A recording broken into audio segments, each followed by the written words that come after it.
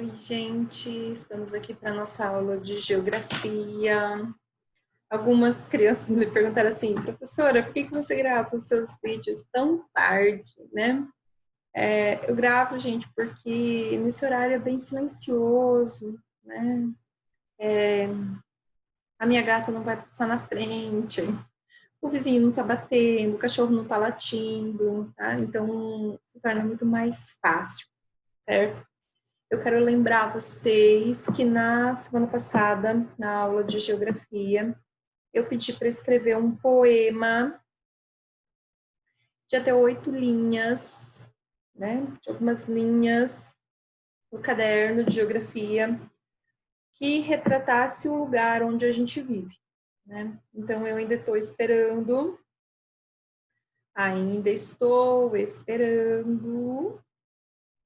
tá, gente? Tenho certeza que vocês vão ser criativos, né? Tenho certeza que vai vir muitas coisas boas, muitas frases boas, muitas rimas boas, tá? E não... Gente, uma coisa que eu quero lembrar vocês não precisam fazer as atividades, né, naquele momento que eu posto no grupo ou naquele dia, mas é importante que se faça, tá, gente? Infelizmente, as aulas ainda estão suspensas por tempo indeterminado, então a gente tem que continuar desse jeito, porque é melhor algum conhecimento do que nenhum, né? Então, eu sei que tá difícil para mim também, né? No mesmo momento que eu auxilio vocês de manhã ou então no privado, minha filha também está tendo aula, né? Então, outro motivo que eu gravo os vídeos à noite, né? Então, aí já as coisas já estão um pouco mais calmas aqui em casa também. Então, eu sei que tá difícil para vocês, eu compreendo e eu gostaria de ajudar mais do que gravando vídeos e dando trabalho para vocês. Mas, nesse momento, é o jeito que a gente encontrou de ajudar, né? Então, vamos lá. Página 15, Construindo Conhecimentos, apostila de Geografia, a formação das cidades brasileiras. Então, muitas das cidades brasileiras, né, surgiram de vilas e povoados antigos lá durante a colonização portuguesa. E o Brasil é um país colonizado por Portugal, né, gente? É histórico isso. Quem descobriu o Brasil foi Pedro Álvares Cabral, um senhor que veio com uma esquadra de navios de Portugal, e ele disse que ele chegou aqui e ele encontrou essa terra que não era de ninguém, né? Então, essas vilas, né, que eram esses povoados, eles não possuíam rede de serviços, né, água encanada, esgoto, nenhum tipo, né, e nem comércio diversificado, ou seja, tinha uma vendinha, né, uma coisinha, mas frequentemente as pessoas tinham que ir para um lugar, né, uma vila maior em busca do que precisavam. Se fosse uma ferramenta, um alimento, um remédio, né, tinham que andar muito. As vilas brasileiras no período colonial, elas tinham o objetivo de estabelecer locais para explorar as riquezas, tá, gente? As riquezas naturais do Brasil e catequizar os índios, porque Pedro Álvares Cabral chegou aqui e disse que a terra não era de ninguém, mas já tinha índios aqui, né? Já tinha as tribos indígenas que moravam aqui. Então, eles tentaram catequizar os índios, né? Dar uma religião que não era deles para eles. São Vicente, né? Que está localizado no litoral de São Paulo, no estado de São Paulo, é considerada a primeira vila do Brasil, tá, gente? Essa cidade ainda existe, né? São Vicente é a mais antiga do Brasil. E ela foi fundada por um senhor chamado Martim Afonso de Souza. em 22 de janeiro de 1532. 1532, gente, mais de 500 anos atrás, né? Muito tempo. Aí aqui na página 15, tem um mapinha aqui, ó, né? Dê uma olhada com calma aí. Pela imagem do computador não é boa, mas mostra onde que é São Vicente no estado de São Paulo. E nós temos um dicionário, digamos assim, né? Ali embaixo, que ele traz o sentido de catequizar. Então, ensinar valores religiosos, né? Então, o pessoal veio de Portugal para ensinar valores religiosos para os índios. E durante a colonização do Brasil, muitos padres jesuítas vieram para catequizar os indígenas com a finalidade de ensinar uma religião cristã, tá, gente? Então, isso. Página 16. Já mostra ali, né, uma pintura a óleo muito grande, que está do Museu do Acervo Paulista em São Paulo, que o pintor retrata o momento da fundação da Vila de São Vicente, né? Então, segundo o pintor, esse foi o momento da fundação da vila. Durante todo o período colonial, os portugueses fundaram diversas vilas por todos os lugares, né? E depois essas vilas se tornaram grandes cidades. Muitas delas se localizam ao longo da faixa litorânea, tá, gente? Lá no litoral, na beira do mar. E a gente pode citar alguns exemplos, como, por exemplo, Salvador, Rio de Janeiro e Natal. A criação dessas cidades tinha um objetivo estratégico de defesa, né, que era para evitar as invasões dos outros países europeus a essas terras que estavam sendo colonizadas aqui. Então, eles construíam fortes bem altos, com mirantes, né, farol, para que eles conseguissem ver de longe se tinha algum navio de um inimigo se aproximando, né, do litoral brasileiro, porque era deles. Hoje, essas cidades, elas se destacam pela quantidade de pessoas e atividades econômicas que há nelas, né? Com a descoberta do ouro e pedras preciosas, né, a partir do século 10, 15, 18, lá tá, gente, 18, muitas pessoas viviam na porção litorânea e se deslocaram para o interior do atual território brasileiro. Claro, né, gente, tinham interesse. Se eles estavam lá no litoral e eles acharam, né, para dentro do mapa do Brasil, ouro e pedras preciosas, claro que eles iam sair lá do litoral e adentrar as florestas para garimpar, né? Era interesse mesmo. E isso impulsionou a fundação de outras vilas, né, nas regiões mais para dentro, como, por exemplo, Ouro Preto, em Minas Gerais, que é uma cidade histórica, Mariana, Tiradentes, Congonhas e Pirenópolis, em Goiás. Então, são cidades muito antigas também, né? Que datam mais ou menos aí de 1550, digamos assim. Os portugueses tinham a preocupação de controlar os minerais que eram explorados nessa região. Então, eles se preocupavam muito com isso, né? De explorar, de ter, de conseguir. Para isso, não era incomum, né, a presença de órgãos de administração e policiamento. Então, eles mandavam lá os guardas, né, para cuidar dos estabelecimentos, dos empórios, mercearias e até mesmo lá dos lugares onde recebiam esses minerais, né.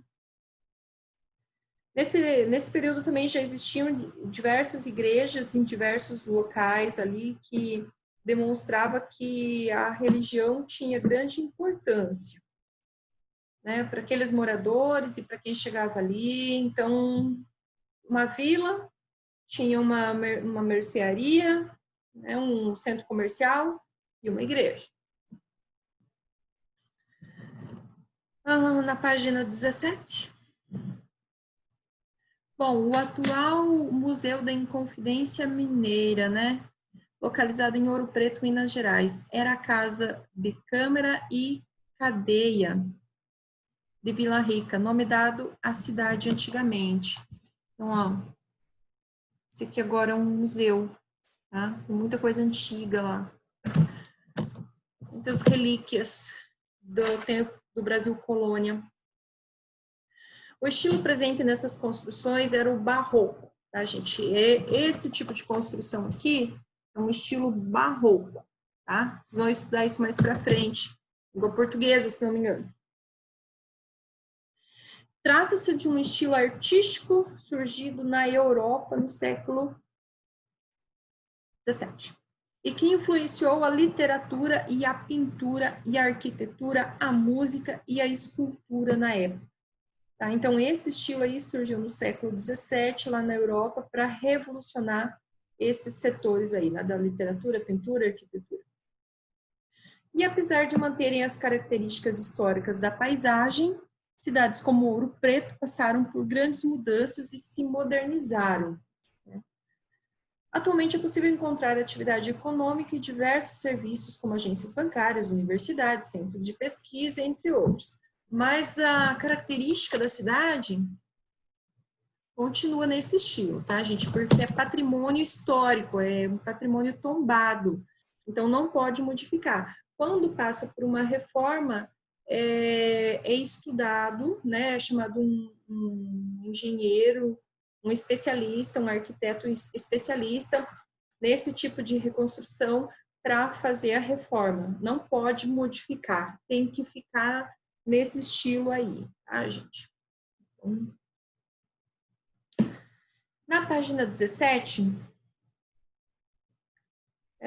tem um Você Sabia?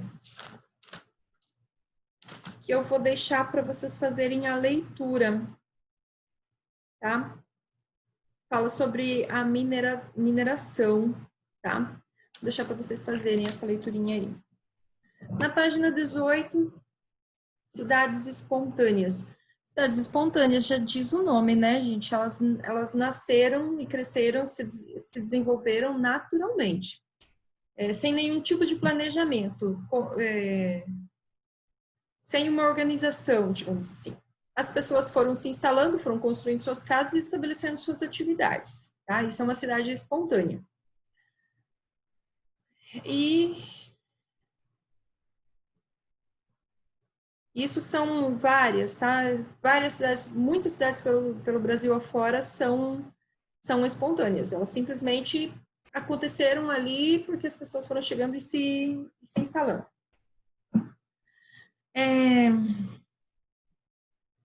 E outro, né, exemplo disso é São Vicente, Ouro Preto e Tiradentes. Tá, gente? Essas são cidades espontâneas. Elas nasceram ali em virtude da colonização que estava se deslocando para o interior ali. Então, de certa forma, era estratégico, né? Então, muitas dessas cidades se desenvolveram a partir dos tropeiros, né? Que é um grupo de pessoas que transportavam com a ajuda de animais de um local para outro para comercializar alimentos e outras mercadorias, né? Alguns lugares do Brasil ainda existe esse grupo de pessoas, né? De tropeiros. Durante seu trajeto, os tropeiros faziam paradas nesses locais, eles construíam casas, comércios, dessa forma as cidades começaram a crescer. Até hoje, nessas cidades, as ruas em geral são irregulares, né? Elas não são feitas de asfalto, não é tudo planinho. Elas são de pedras irregulares. Elas são uma pedra encaixada na outra, certo? Na nossa cidade aqui, eu acho que nós não temos nenhuma rua assim, eu não conheço, pelo menos. Mas essas cidades mais antigas, não, como não existia asfalto, é uma pedra encaixada na outra, igual a construção das casas que eu falei no outro vídeo, tá?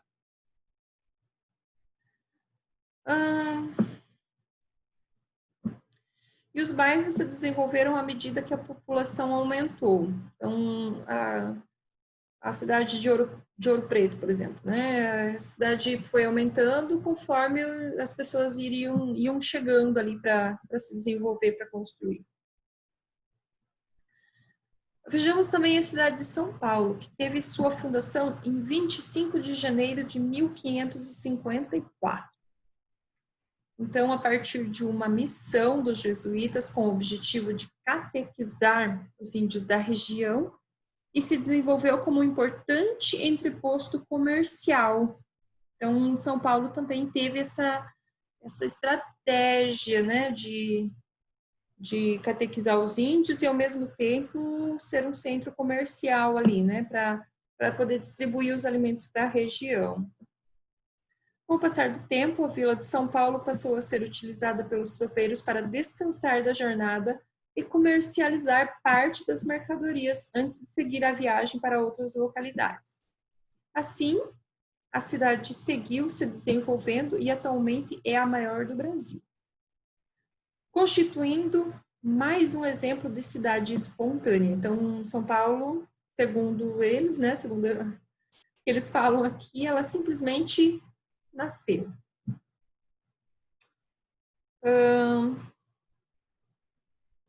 Aqui tem, na página 18, né, tem a obra do pintor retrata um tropeiro com um escravo. Né? Que triste. A gente vive uma época muito difícil, né? E a gente vive hoje uma situação difícil por causa desses acontecimentos aqui daquela época, né, gente? O racismo e o preconceito, eles estão impregnados, né? Eles são inatos e a gente espera, com o tempo, mudar essa condição.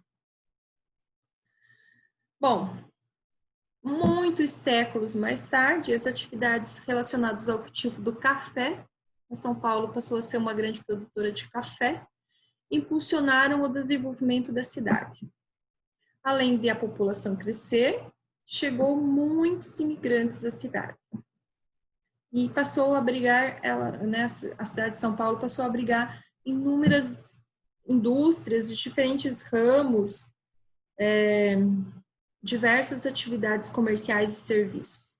E então a população não parou de aumentar e os bairros foram surgindo de forma espontânea, expandindo a área urbana da cidade. Atualmente, São Paulo tornou-se um dos principais centros econômicos do Brasil. A ampla diversidade populacional e grande dinamismo cultural. Então, que mostra um pouquinho, um pedacinho da cidade de São Paulo. E realmente, gente, ela é isso tudo mesmo, ela é um grande centro comercial. Muitas pessoas saem dos seus lugares para ir tentar a vida em São Paulo, achar um emprego, recomeçar, ganhar dinheiro, mandar para casa depois o dinheiro que ganha lá, né? Principalmente por parte do pessoal que mora, que vive no Nordeste. Eles se mudam muito para São Paulo, muito. Página 19, cidades planejadas. Bom, como eu já disse para vocês há uns dias atrás, né? Sinop é uma cidade planejada. Brasília é uma cidade planejada. Maringá, no Paraná, é uma cidade planejada. Tá? Então, vamos ver aí o que são cidades planejadas. As cidades surgiram a partir de estudos prévios realizados por engenheiros, arquitetos e urbanistas sobre o terreno onde seriam construídas. Então, ó, já começa aí. Elas não nasceram naquele lugar, elas foram planejadas, elas foram desenhadas, elas foram orquestradas, tá? Nesses estudos são estabelecidos os locais destinados a atividades econômicas, aonde serão as moradias e a infraestrutura para atender às necessidades básicas daquela população. Então, essas são cidades chamadas de planejadas. Tá? Nas cidades planejadas também há uma preocupação maior com o traçado das ruas e das avenidas, visando o melhor fluxo do trânsito, bem como a presença de áreas verdes para promover melhor a qualidade de vida dos moradores. Então, a gente nota que aqui em Sinop mesmo, as nossas avenidas são largas, as ruas são espaçosas, né? Há uma preocupação tanto da população quanto né, dos comerciantes de colocar um verdinho lá, uma arvorezinha, ou uma parede verde, essa pegada sustentável, ela vem com bastante força, né? Essa semana, não sei se vocês viram na internet, mas foram fazer uma poda drástica numa árvore lá na catedral e a sociedade se revoltou bastante nas redes sociais, né? A árvore, né? As árvores, elas não dão sujeira, elas dão sombras, né? Então, a gente precisa ter no quintal da nossa casa, nem que for uma plantinha pequenininha, né?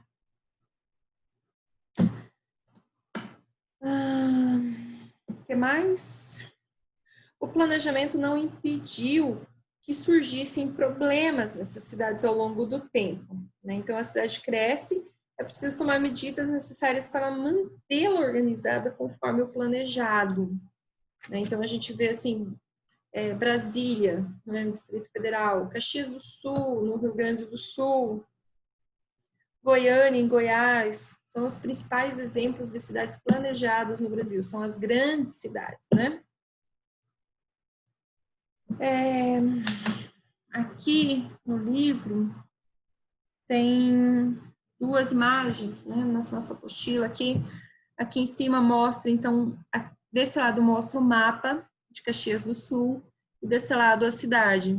Aqui embaixo, Goiânia, e aqui o desenho do mapa, né, do planejamento que ela teve. A Sinop também, né, gente, eu já mostrei o mapa para vocês. Ele é uma casa, né, e os bairros foram crescendo ao redor. Muito legal.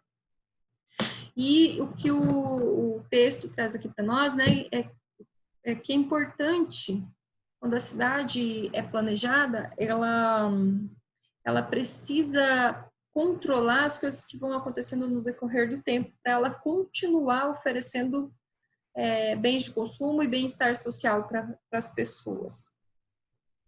Então, na página 20, ali bem no finalzinho, diz: nas plantas apresentadas é possível perceber um padrão na organização das avenidas, né? A forma arredondada das praças e seguidas de ruas retas. Esse padrão é possível ser percebido ao se analisar a antiga planta da cidade de Goiânia, a qual foi elaborada durante a década de 1940 e é utilizada como referência para a construção de ruas e avenidas. Então, eu gostaria que vocês olhassem com bastante calma esse mapinha aqui, ó, tá?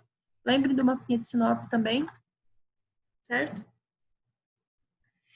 E com isso eu encerro o conteúdo, né, das cidades planejadas e espontâneas, né, das cidades do Brasil. E eu deixo uma atividade para vocês, gente, no caderno de geografia. Vocês vão fazer um mapa, tá, gente? Desses critérios que eu falei sobre uma cidade planejada, né? Ruas retas, avenidas largas, praças arredondadas, e faça aí um croquis, né? Um mapa de como você vê Sinop, tá, gente? Pode ser de Sinop. Pelo menos algumas quadras, tá, gente?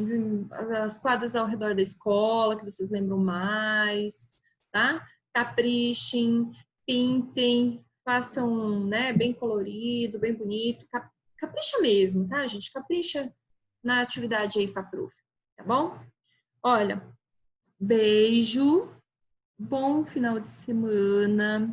Se puder, fique em casa e cuide da sua família, tá bom? Até mais.